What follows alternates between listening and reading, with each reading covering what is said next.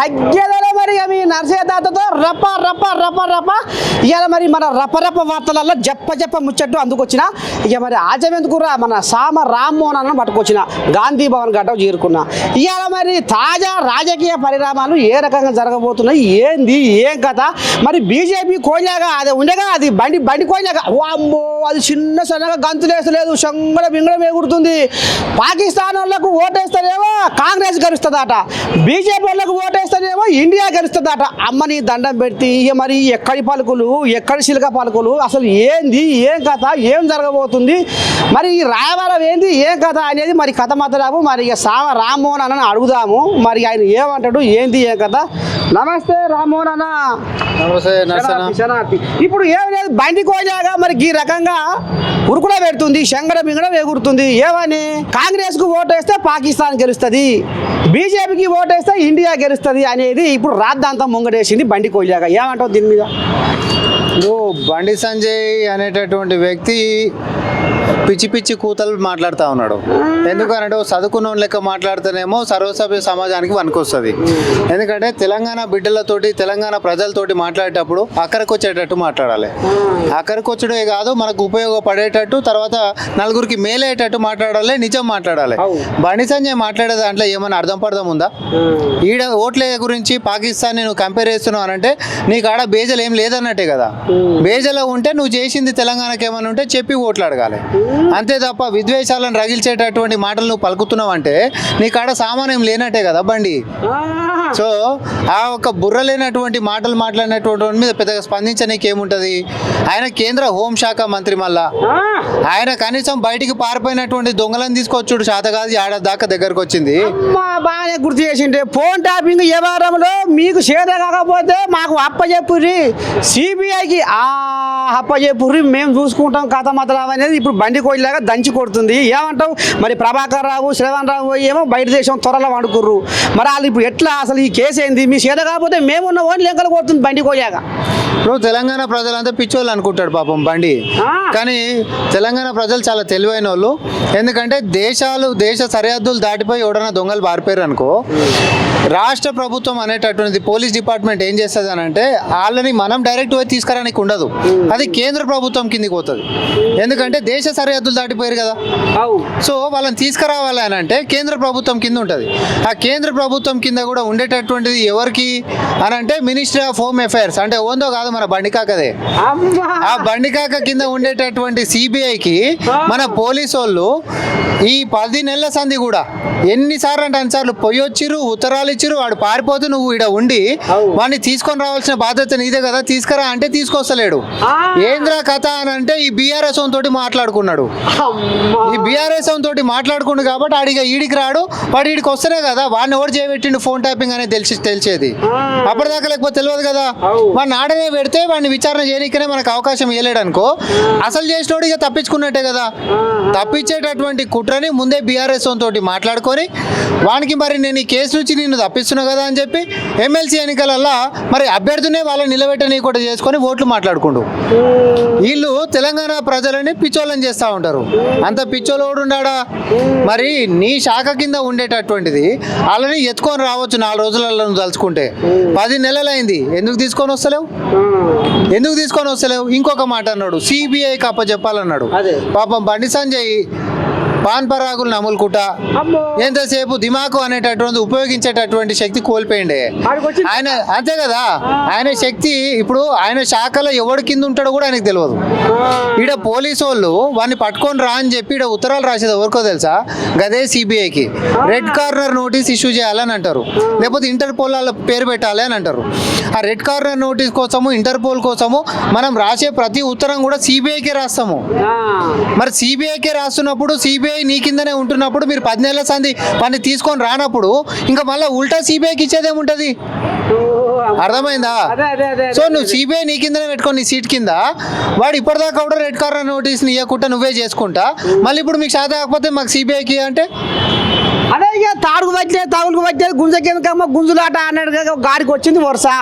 ఇక మరి మొత్తానికి మరి ఇప్పుడు ఈ బండి కోయిలేగా ఎగిరేది దునికేది అంతా మరి ఇప్పుడు ఇంకో మాట ఏంటంటే ఇప్పుడు బండి కోయిలేగా ఎగురులో పెడుతుంది. ఏమంటుంది ఇప్పుడు ఎమ్మెల్సీ ఎలక్షన్లల్లో ఈ కాంగ్రెస్ వాళ్ళు బీఆర్ఎస్ వాళ్ళు జరంత లోపటంగా కథ కలుపుకుర్రు.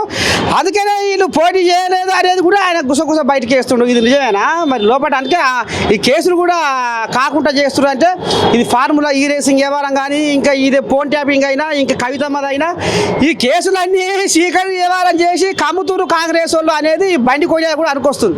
బండి కొల్లాక గుమ్మడికాయలు దొంగవాడు అంటే భుజాలు దండుకున్నట్టు ముందే ఆయన మీదకి వచ్చేటటువంటి అంశం ఆయనకు ఎరుగుతాడు, ఆయనకు తెలుసు.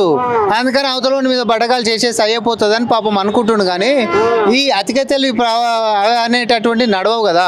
ఈరోజు నేను ఒకటే అంటున్నా, ఎమ్మెల్సీ ఎన్నికలల్లో బీఆర్ఎస్ పార్టీకి అతి బలమైనటువంటి ప్రాంతం ఇప్పుడు జరుగుతున్నటువంటిది ఎవరు? కేసీఆర్ ఆడనే, కేటీఆర్ ఆడనే, కవిత ఆడనే, హరీష్ రావు ఆడనే, నీ కుటుంబము నీ పార్టీ పుట్టింది కూడా ఆడనే ఎన్నికలు అవుతున్నాయి. ఇంతకు మించిన శక్తివంతమైన ప్రాంతం బీఆర్ఎస్ పార్టీకి ఇంకేడు ఉండదు. తెలంగాణ లేదు, ఉంటే కింద చంద్రమండలం ఉంటుంది మనకు తెలియదు. అయితే ఈడ పోటీ చేయకుండా పక్కకు పోయిర్రంటే కల్వకుంట్ల కుటుంబానికి అంతకంటే మేలు జరిగేది, ఎమ్మెల్సీ సీటు కంటే మేలు జరిగే పని ఏదో ఉన్నట్టే కదా. ఆ మేలు జరిగేటటువంటి పని ఏంటిది అని అంటే ఈయన కేసులలో ఇరకబెట్టకుండా చూసుకునేటటువంటిది ఒకటే కదా. ఆ కేసులలో కూడా ఇరకకుండా పడాలి అని అంటే ఆ ప్రభాకర్ రావు అనేటోడు గిట్ట ఈడికి వచ్చిండు అనుకో, బండారం బయటకు వస్తుంది. ఈయన రానియకుట ఇప్పుడు బండి సంజయ్ కాక ఈ కొల్లాగా ఆయన ఆడనే పెట్టింది. నేను మరి ఈయన ఆడనే పెడతా, మరి నా సంగతి ఏంది అని మాట్లాడిండు. నేను వీడిని ఆడనే పెడతా, వీడి కోసం మరి నువ్వు లోపడిపోతావు అని అంటే నీకు దండం పెడతా, నువ్వు ఆయన ఆడనే పెట్టు, నువ్వేం కావాలో చెప్పు అని అంటే మరి నాకు ఎమ్మెల్సీ సీట్ కావాలని అడిగిండు బండి కాక. ఇప్పుడు మీకు అర్థమైందని నేను అనుకుంటున్నా. ఎందుకనంటే ఈ కొల్లాగ అతిక తెలివితేటలు ప్రదర్శిస్తా ఉంది. సో ఆడ ఉండి ఆడనేమో ప్రభాకర్ రావుని ఆడనే ఆపి ఇక్కడికి రాణిస్తలేనని చెప్పి ఇక్కడ సీటు మాట్లాడుకొని వాడిని పోటీ చేయకుండా చేసి బీఆర్ఎస్ పార్టీ ఓట్లను మొత్తం బీజేపీ దిక్కు మలుపుకుర్రు. ఇది ఎటు రేపొద్దునైనా తెలుస్తుంది కదా. ముందే బటకాలు చేసి కాంగ్రెస్ మీద వేసేస్తే అనంటే నేనేమంటా, కాంగ్రెస్ పార్టీకి చిత్తశుద్ధి ఉంది కాబట్టి ఫోన్ ట్యాపింగ్లా వాడంటే దేశం తప్పించుకొని పారిపోయింది కాబట్టి వాడిని గుంజుకరా అని నేను నిన్ను అడుగుతున్నా. ఎందుకంటే అది నా పరిధి కాదు కాబట్టి. కానీ నా పరిధిలో ఉంటున్నటువంటి మీతో అందరినీ, భుజంగరావునైనా, రాధాకిషన్ రావునైనా, లేకపోతే ప్రణీత్ రావునైనా, లేకపోతే తిరుపతి అయినా అందరి బొక్కలేసినామా లేదా? బొక్కలేసినామా లేదా? మరి వాణి కూడా తీసుకొస్తే వాణి కూడా బొక్కలేస్తాం, వాడిని నడిపించినోడు కూడా బొక్కలేస్తామని మేము అంటున్నాం. ఆ నడిపించినోడు వాడు నీతోడు ములాఖత్ అయినోడు కాదు, అసలైనోడు రావాలి కదా. సో బండి కాక వీడిని ఆడనే ఆపి ఈడ రాజకీయం చేసుకుంటా బీఆర్ఎస్ తోటి ములాఖత్ అయ్యిండు. ఇప్పుడు మీతో వాళ్ళందరినీ చదువుకున్న వాళ్ళవే ఇప్పుడు ఎన్నికలు అవుతున్నాయి. వీళ్ళందరి చెవులలో పువ్వు పాటోడు పువ్వు పెట్టకపోతే ఏం పెడతాడే? అన్నం పెట్టే చేతి అంటే అన్నం పెడుతుంది, జీవితాన్ని అందిస్తుంది. పువ్వు పాటోడు చెవుల పువ్వు తప్ప ఏం పెడతాడు? పనికి మళ్ళీ పాకిస్తాన్ మాటలు మాట్లాడతాడు. ఆ కంపారిజన్లో కూడా దరిద్రం కాకపోతే మనది, నువ్వు నీకంటే పనికి మళ్ళీ దేశంతో నా దేశాన్ని నువ్వు కంపేర్ చేస్తావు, అమెరికా తోటి కంపేర్ చేయి. క్లాస్లో ఎవరైనా మన పిల్లలైనా మనమైనా ఫస్ట్ ర్యాంక్ వచ్చేటోని కంపేర్ చేసుకుంటే మన శక్తి పెరుగుతుంది. చివరి ర్యాంక్ కొనుకంటే నాకు ఒక మార్క్ ఎక్కువ వచ్చిందని చెప్పి సర్ది చెప్పుకుంటావా? సిగ్గు అనిపించాలి కదా. సో నీ ఆలోచనలలోనే నీ బుర్రలోనే పెద్ద పెండుంది బండి. కాబట్టి ఇది ఇట్లాంటి చదువుకున్న వాళ్ళకి ఇట్లాంటి నాయకత్వం కానీ, చెవుల పువ్వు పెట్టే పార్టీలు కానీ లోపాయకారి ఒప్పందాలు చేసి తెలంగాణ ప్రజలని వంచి ఈరోజు ఎట్లాంటి అభివృద్ధి చేయకుండా ఒక్కడంటే ఒక్క బీజేపీ వాడన్నా తెలంగాణకు మేము ఇది చేసినామని మాట్లాడుతుండా? ఎన్నికల ప్రచారం మొత్తం తీసుకో, ఎందుకంటే అటు చేసింది లేదు సచ్చింది లేదు కాబట్టి. ఢిల్లీ ఎన్నికలు అయితేనేమో యమునా ప్రక్షాళన అని చెప్పి ఎన్నికలే గెలుస్తారు వీళ్ళు. మూసి ప్రక్షాళన అంటే ఒక 30 రూపాయలు ఇయ్యారు. ఎందుకు ఏనిస్తాం అని చెప్పి సాక్షులు వేసుకొని పోయి ఆడ దోమలలో వండుకొని అంటే మడుతురా మూసి ప్రక్షాళనకు పడ్డాడు కదా. కిషన్ రెడ్డి ఆయాలు పోయి పండుకుండు కూడా కదా. ఒక్క రూపాయి ఇచ్చిన పాపన పోలే వీళ్ళు. తెలంగాణకి నువ్వు ఇవ్వాల్సింది పోయి ఇయ్యక ఈరోజు తెలంగాణ పిల్లలు అమాయకంగా ఉర్రా వీళ్ళని బలిపశులను చేయాలని చెప్పి చదువుకున్నప్పటికి కూడా పేదింట్లని టార్గెట్ చేసుకొని వాళ్ళ పిల్లల జీవితాలను ఆగం పట్టేయడానికే బయలుదేరారు. ఇదే బండి సంజయ్ని నేను అడుగుతున్నా, ఇదే పాకిస్తాన్ అని, ఇండియా అని, ముస్లిం అని, ఇదని నీ కొడుకుకి చెప్తావా? నీ బీజేపీ నేతలు మొత్తం నీ కొడుకులకు చెప్తారా? ఈ దేశంలో ఉన్న చదువుకున్న పేద పిల్లలు కాబట్టి వాళ్ళ దిమాగ్లకు విషం నింపించేసి వాళ్ళ జీవితాలను నాగం చేయడానికి కుట్రలు చేస్తుంటే కాంగ్రెస్ పార్టీ ఎట్లా జరగనిస్తుంది అనుకుంటారు? అవన్నీ నడవనిచ్చే ముచ్చటనే లేదు. మీ యొక్క దొంగేశాలు మొత్తం కూడా తెలంగాణ సమాజానికి తెలుసు. మీ బట్టలు ఉడదీసి నడి బజార్లో పెట్టి నగ్నంగా మీ అసలు సంగతి ఏందో కాంగ్రెస్ పార్టీ చెప్తుంది. బండి ఇట్లాంటివన్నీ దుఃఖం బంద్ చేసుకో. బండి కథ ఓడిచినట్టే అనిపిస్తుంది. ఎందుకంటే మరి ఇంకొక ముచ్చట ఈ కైతమ్మ సంగతి ఏంది మరి? కైతమ్మ ఏదో పీపీ ఆట ఏదో 10% కథ ఆట ముంగటేస్తుంది. ఇప్పుడు ఆమె జోరుగా లెక్కలు కొడుతుంది. ఎట్ట సంగతి? ఇప్పుడు ఆమె ఆ లెక్కలతోటే ప్రపంచ ప్రఖ్యాతి గాంచింది. ఢిల్లీకి మొదలు పెట్టుకుంటే ఏ రాష్ట్రం పోయినా ఆమెకి అన్ని లెక్కలు తెలిసినటువంటిదే. కాకపోతే పాపం అయిపోతున్నట్టుంది. ఎండాకాలం రాకంటే ముంగతనే వడదెబ్బ కొట్టినట్టు మాట్లాడుతుంది. ఎందుకంటే పాపం వాళ్ళ నాయన వాళ్ళ ఎమ్మెల్యేలను ఉద్దేశించే దళిత బంధువుల 10 లక్షలలో 4 లక్షలు తింటుండే ఒక్కొక్కడు. నా కాడ అన్ని కూడా చిట్టా ఉంది అని అన్నాడు. అంటే 10 లక్షలలో 4 లక్షలు తింటారు అంటే 40% దిగమింగినటువంటి పాలన మీరు చేసిర్రు. ఇప్పుడు నువ్వు ప్రతిపక్షం ఉండి మమ్మల్ని ఆరోపిస్తున్నావు. ఇది ఆరోపణ మాత్రమే. నువ్వు అధికారంలో ఉన్నప్పుడు నీ అయ్యనే అన్నాడు మనోళ్ళు తింటురు అని. అది అంగీకారము. ఆరోపణకి అంగీకారానికి చాలా తేడా ఉంది కదా కవితమ్మ. లిక్కర్ కుంభకోణాలు చేసి లెక్కలు రాసుకోవడం తప్ప ఈ మధ్యలో ఏదో డైరీలు కూడా పెట్టింది కానీ అది ఏం బుక్ ఉండే అది ఓడొచ్చి పింక్ బుక్ గులాబీ బుక్. ఇప్పుడు బీఆర్ఎస్ వాళ్ళు వచ్చి పింక్ బుక్ అంటారు, బీజేపీ వాళ్ళు వచ్చి ఆరెంజ్ బుక్ అంటారు. కానీ కాంగ్రెస్ పార్టీకి తెలిసింది రాజ్యాంగం బుక్ ఒకటే. అమ్మని సామి రంగు ఈ రాజ్యాంగాన్ని కాపాడడానికే ప్రతి కాంగ్రెస్ కార్యకర్త కూడా ఒక సైనికుడి లెక్క పనిచేస్తాడు.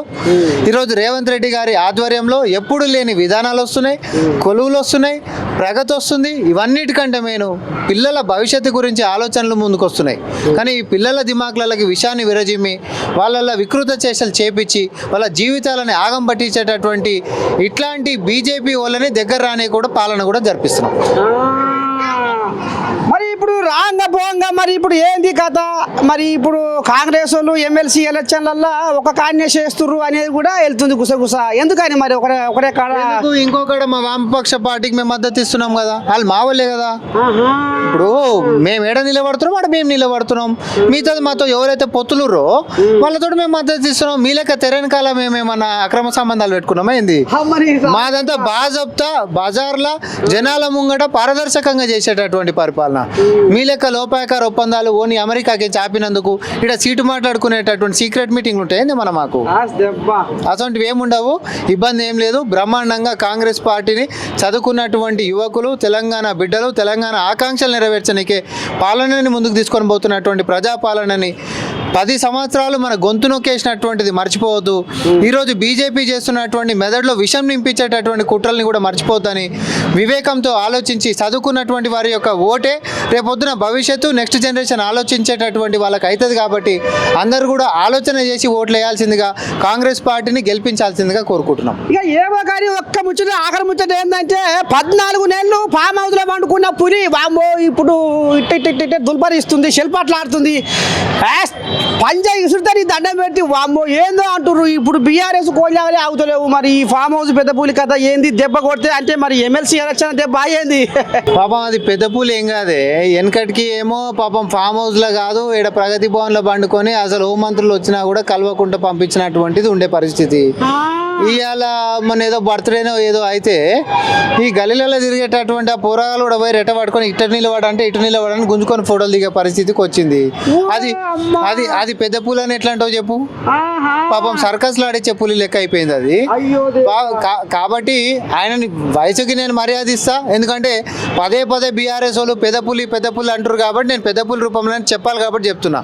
సో ఆయన వయసుకు తగ్గట్టు ఒక ప్రతిపక్ష నేత లెక్క తెలంగాణ సమాజంలో ఇంకేదైనా అభివృద్ధి అభ్యున్నతి ఇంకా బాగా చేసుకోవచ్చు అనేటటువంటి సూచనలు సలహాలు ఉంటే అసెంబ్లీకి రావయ్యా. ఫస్ట్ అసెంబ్లీకి వచ్చి జీతం తింటున్నందుకు నియత్తోటి కొంచెం పని చేయరి. జీతం తీసుకుంటావు కదా నెల నువ్వైనా నేనైనా ఎవరైనా జీతాలు తీసుకుంటే జీతం తగ్గట్టు పని చేస్తామా లేదా? మరి జీతాలు తీసుకుంటే ఫామ్ హౌస్ లో వండుకోనికే నువ్వేం పెద్ద దిగొచ్చినా పైకెంచి అసెంబ్లీకి వచ్చి నీ పని నువ్వు చేయి. మావేమైనా కూడా లోతుపాట్లు ఉంటే కూడా కరెక్షన్లు చేయి. తద్వారా అధికార పక్షము ప్రతిపక్షము అసెంబ్లీలో చర్చలు చేసుకొని విధానాలు అనేటటువంటిది మన భవిష్యత్తు నిర్మించుకోవడానికి చేద్దాం. ఇక మొత్తానికి మీడియా కమిటీ చైర్మన్ మరి సామ రామ్మోహన్ అన్న ఈ రకంగా ఆంబయం వెళ్ళబోసుకుంటున్నా మన నేను ఇక చూడాలి మరి రేపు ఏం జరగబోతుంది, రాజకీయం ఎటు ఒరగబోతుంది, ఏ కోళ్ళగా ఇంకా ఏ రకంగా రంకెలేస్తుందో ముందు చూద్దాం. చూస్తూనే ఉంటుంది మన ANN. కెమెరామెన్ చారీతో మీ నర్సయ్య తాత, గాంధీ భవన్ గడ్డ.